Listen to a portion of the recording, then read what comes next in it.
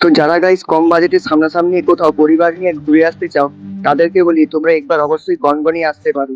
এখানে কিভাবে আসবে সবকিছু তথ্য দিচ্ছি আমি, তো পুরো ভিডিওটা দেখতে থাকো।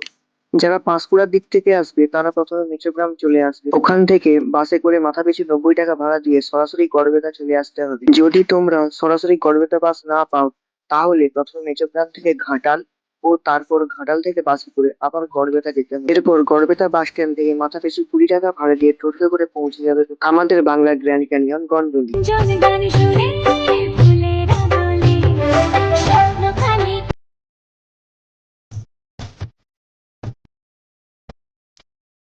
এখানকার সুন্দর গিরিখাত ও নদী দেখার পর মাথা পিছু 5 টাকা করে দিয়ে গনগনি পার্কেও ঢুকতে পারবে।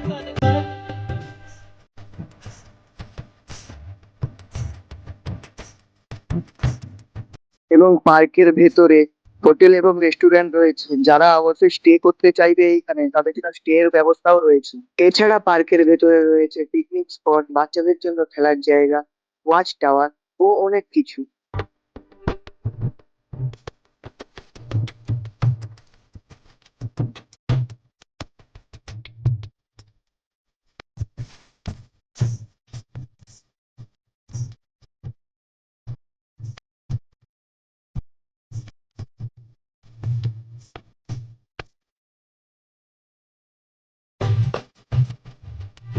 ভিডিওটি আপনাদের কেমন লাগলো অবশ্যই সেটা কমেন্টে জানাবেন, এবং ভিডিওটি কে কোথা থেকে দেখছেন অবশ্যই সেটাও কমেন্টে জানাবেন।